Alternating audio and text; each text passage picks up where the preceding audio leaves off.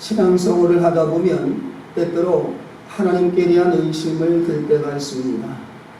나름대로 교회도 열심히 다니고 기도도 부지런히 하고 있지만 과연 하나님께서 약속하신 복을 나도 받을 수 있을까?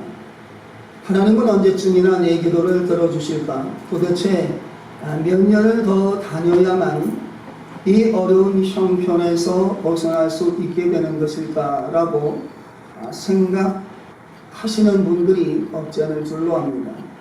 물론 우리가 하나님께로부터 세상적인 그 무엇을 얻기 위해서 믿음 생활을 하는 것은 아닙니다. 하지만 교회를 다니면 뭔가 교회 다닌 만큼 표시가 나야 한다라고 생각하는 분들이 있습니다. 그런 분들이 생각할 때는 교회를 다녀도 별 다른 변화가 없을 경우에 그와 같은 의심을 하게 되는 것은 당연한 일입니다. 믿음이 좋기로 소문난 사람일지라도 도저히 감당하기 어려운 시험을 겪게 될 때는 하나님을 의심할 수밖에 없습니다. 더군다나 어떤 목적을 놓고 기도했는데 자신이 기대한 것보다 훨씬 못 미치는 결과를 얻게 되었을 때에 교회를 다니고 싶은 마음은 사라지게 될지도 모릅니다. 사랑의 약속이라고 하는 외국 단편 소설이 있는데 그 내용은 이렇습니다. 세계 2차 대전 중에 전투 비행사 하나가 한 아가씨와 팽판하게 되었습니다. 그동안 그는 전쟁에서 주는 허무감, 출격 때마다 느끼는 불안, 그리고 전투 중에 갖게 되는 긴장감 때문에 무척이나 괴로워했었습니다. 그런데 그 아가씨가 보내주는 편지를 읽으면서 위로와 용기를 얻게 되었고 삶의 의욕까지 갖게 되었습니다. 드디어 전쟁은 끝나고 두 사람은 첫 번째 만남의 시간을 갖기로 약속했습니다. 그는 기차를 타고 지정된 기차역에서 내렸습니다. 그 아가씨가 꽃 한 송이를 들고서 있기로 약속한 것이지요. 아니 그런데 이게 웬일입니까? 아주 뚱뚱한 여자 하나가 꽃을 들고 있는 것입니다. 근데 나이도 많아 보였고 아가씨라고 하기보다는 차라리 아줌마라고 하는 편이 더 나았습니다. 그 비행사는 크게 실망하면서 잠시 망설이 되었습니다. 아직 얼굴을 한 번도 본 적이 없으니까 그냥 모른 척하고 돌아설까라고 하는 생각도 했습니다. 하지만 그런 약속을 지키기도 하고 그녀에게 다가가서 자신을 소개합니다. 그래서 그녀가 말합니다. 나는 무슨 영문인지 모르겠다. 조금 전에 웬 멋쟁이 아가씨가 네 손에 이 꽃을 쥐어주면서 누군가가 말을 걸어오면 건너편 식당에서 기다리겠다라고 하는 말을 하라라고 하더군요. 그래서 이 꽃을 들고 서 있는 것입니다. 자, 여러분, 만약 그 비행사가 꽃을 든 여자를 보고서 실망한 나머지 그냥 발길을 돌렸다면 어찌 되었을까요? 하나님은 참으로 신실하신 분이라고 하는 것을 여러분 잊지 마시길 바랍니다. 하나님은 하나님께서 하신 약속의 말씀을 반드시 지키십니다. 우리 인간이 잘못 알고 있거나 잘못 생각하고 잘못 판단하기 때문에 문제가 되는 것이지 하나님이 어떻게 거짓말을 할 수 있겠습니까? 그러므로 우리는 무슨 일을 겪게 되든 쉽사리 속단하지 말아야만 합니다. 선하신 하나님이신 것을 우리가 믿고 주님께서 우리에게 좋은 길로 인도해 주실 때까지 잘 참고 기다려만 하는 것이죠. 창세기 17장에 있는 말씀을 보면 하나님께서는 아브라함에게 여러 약속을 하셨습니다. 그리고 하신 말씀이 나는 내게 한 약속을 반드시 지킬 것이다 라고 하셨습니다. 뿐만이 아니라 앞으로 오고 가는 그 세대 내 후손들에게도 나는 이 약속을 반드시 지킬 것이다 말씀하셨습니다. 아브라함은 하나님의 이 약속을 믿었습니다. 아브라함은 그 믿음 하나 때문에 성공적인 인생을 살 수 있었습니다. 성경을 잘 살펴보면 그의 인물됨이나 재능 같은 것을 자세히 기술하지는 않습니다. 그러니까 아브라함이 우리보다 나은 점은 별로 없었던 것이지요. 그런데도 그가 성경에서 성공적인 인물로 평가되고 있는 것은 그가 하나님을 의심 없이 믿고 의지했기 때문입니다. 바울은 로마서에서 아브라함을 평가하기를 그는 하나님의 약속을 도저히 실현될 수 없는 그런 처지였음에도 불구하고 하나님을 믿었다고 했습니다. 아브라함은 그 자신과 아내의 나이는 많았지만 나이가 많다는 사실도 조금도 염려하지 않았습니다. 아브라함은 그의 형편이 곤란한 지경에 처하게 될 경우에 오히려 그 믿음이 더욱 굳건해졌다 바울은 말하고 있습니다. 그렇다면 하나님께서 아브라함에게 하신 약속이 무엇이었습니까? 그야 물론 많은 복을 주시겠다는 것이지요. 하나님은 오늘 저와 여러분에게도 동일한 약속을 하고 계시는 줄로 믿습니다. 자, 그러면 우리가 어떻게 해야만 하나님이 주시는 그 축복을 누릴 수 있느냐라고 하는 것이지요. 그것은 두말 없이 하나님의 약속을 믿으면 됩니다. 바울이 말하기를 하나님은 우리의 믿음을 보시고 값없이 주시는 선물인 복을 베푸신다라고 했습니다. 아브라함의 믿음만 있으면 우리도 하나님의 복을 확실히 받을 수 있다라고 바울은 다시 한번 강조하고 있습니다. 그런데 문제는 하나님께서는 일방적으로 우리에게 복을 주시겠다고 약속하셨습니다. 우리가 무엇을 원하는지 하나님은 우리의 원하는 것을 알아보시지 않습니다. 하나님의 약속을 믿음으로 받아들이는 사람에게 하나님의 복을 베푸신다는 것이지요. 여기에 문제가 있는 것입니다. 우리 인간이 원하는 복과 하나님이 주시겠다라고 하는 복은 다르기 때문입니다. 대부분의 사람들이 아브라함을 성공한 사람이라고 인정합니다. 그것은 그가 하나님의 복을 많이 받아서 그 후손이 많게 되었고 많은 땅을 차지했기 때문이라 생각합니다. 그러나 우리들이 아브라함을 성공한 사람이라 인정하고 그가 받은 복을 말하는 그것만 되어서는 안 됩니다. 오로지 하나님을 향한 그의 믿음이 훌륭했기 때문에 우리가 아브라함을 본받고자 하는 것이 태어난 것이지요. 됩니까? 아브라함이 그 후손에게 물려준 가장 귀한 것이 있다면 그것은 바로 많은 재산이 아니라 믿음이었기 때문입니다. 자, 그러니까 아브라함이 하나님께로 받은 복이란 하나님을 믿는 믿음이었던 것입니다. 자손이 많아졌다거나 땅이 많아져서 부자가 된 것은 어디까지나 그 훌륭한 그의 믿음의 보상물입니다. 예를 들자면 어떤 수영 선수가 경기에 나가서 우승을 했다고 한다면 그가 받은 금메달이 귀한 것이겠습니까? 우승한 것이 귀한 것이겠습니까? 그가 수영 경기에서 우승했다는 것 그 자체가 참으로 영광스러운 것 아니겠습니까? 여러분, 이와 마찬가지로 아브라함이 하나님께로 받은 복이 중요한 것이 아니라 하나님을 아무런 의심 없이 믿음으로써 하나님과의 아브라함이 좋은 관계에서 되어졌다는 사실이 정말로 중요한 것인 줄로 믿습니다. 그리고 아브라함이 하나님과 좋은 관계를 갖게 됨으로써 아브라함은 어디든 가든 간에 염려하지 아니하고 걱정할 필요가 없게 된 것입니다. 왜냐하면 아브라함이 가장 믿을 만한 좋은 친구요 이웃이 되시는 하나님께서 그와 늘 함께 하시기 때문입니다. 그러기에 하나님은 아브라함에게 아주 정답고 따뜻한 음성으로 다음 같은 말씀을 주셨습니다. 너는 언제나 내 앞에서 살아야 한다.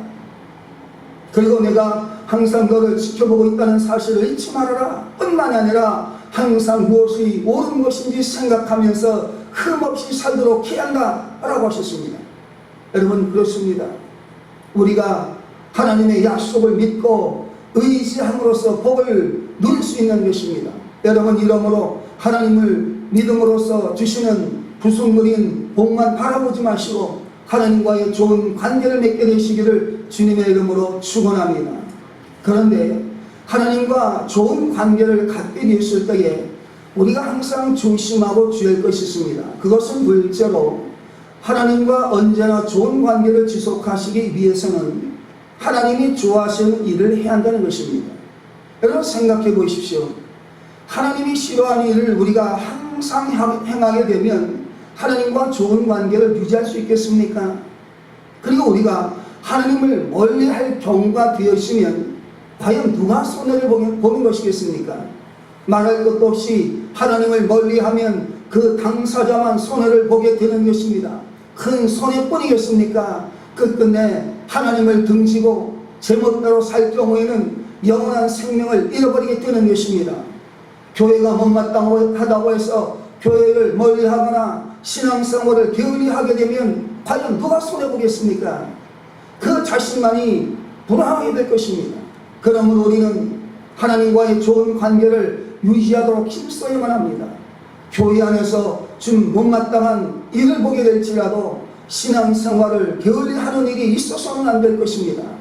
문제는 항상 나에게 있다고 보는 것이 좋습니다. 하나님과의 관계도 그렇고 교회의 관계도 교우와의 관계도 그렇습니다. 내게 있는 문제부터 먼저 해결하도록 힘쓰는 것, 이것이 바로 진정으로 지혜로운 것이지요. 하나님께서는 아브라함에게 말씀하시기를 항상 내가 너를 바라보고 있다 생각하면서 살도록 하라. 그리고 무엇이 옳은 것인가 생각하며 살라고 했습니다. 그러므로 우리가 하나님께 베푸시는 복을 받고자 원한다면 하나님 보시기에 올바른 삶을 살도록 해야만 합니다. 다른 사람 때문에 내가 복을 받지 못하는 경우는 흔치 않습니다. 언제나 문제는 나 자신에게 있는 것이지요. 자, 그러면 세 번째로 하나님의 복을 받기 위해서 우리는 어떻게 살아야만 합니까? 기존의 네 생각, 네 삶의 방법을 버리고 하나님의 약속하신 말씀을 믿고 의지하며 따라가야만 합니다. 아브라함이 자기 고향과 친척 아비 집을 버리고 떠났듯이 우리도 내 안에서 굳어져 버린 낡은 사고방식을 버려야만 합니다. 물론 복받을 수 있는 생각이나 은혜가 되는 생활방식이라면 굳이 버릴 필요는 없지요. 그러나 그렇지 않다면 그런 것들을 우리는 과감하게 버려야만 합니다. 예를 들어서 새벽 잠을 많이 자두어야 낮에 활동하는데 지장이 없다고 생각하는 사람들이 있습니다. 그러나 그런 사람들도요, 여행 갈 때가 된 경우에는 아주 일찍 일어납니다. 전화기를 흘릴 필요도 없지요. 스스로 알아서 일어납니다. 그리고 그날 아무 탈 없이 여행을 갔다 오는 것을 볼 수 있습니다. 여러분, 그러므로 지금 자신의 사고방식과 생활 태도를 버릴 수 없다고 생각하는 것은 어디까지나 고정관념에 불과하다는 것을 알아야만 합니다. 베드로도 그런 고정관념을 버리지 않았습니다. 과거로부터 지녀온 자기 생각을 그대로 지닌 채 예수님을 따라다녔습니다.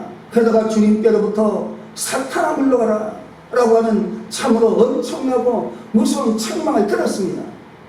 예수님께서는 머지않아 많은 고난을 받고 유대인에서 내가 죽을 것이다 라고 할 때에 베드로는 그런 일이 있어서는 안 됩니다라고 말렸습니다. 이때 주님은 베드로에게 말씀하기를 사탄아 물러가라. 너는 하나님의 일을 생각하지 아니하고 인간의 일만 생각하고 있구나 하시면서 책망하셨던 것이지요. 그리고 주님은 말씀합니다. 나를 따르는 자는 자기를 버린 후에 자기 십자가를 지고 나를 따라야 한다고 말씀하셨습니다. 여러분, 그렇습니다.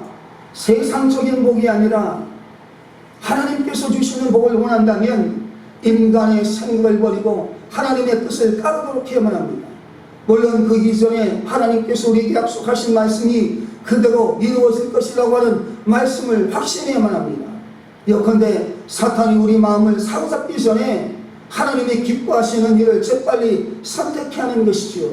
그리고 하나님의 복을 받기 위해서 하나님께서는 언제나 우리를 지켜보고 계신다는 것을 의식하고서 주님이 보실 때에 올바른 삶을 살도록 힘써야만 합니다. 하나님은 우리가 올바르게 사는지 그 여부만을 지켜보는 것은 아닙니다.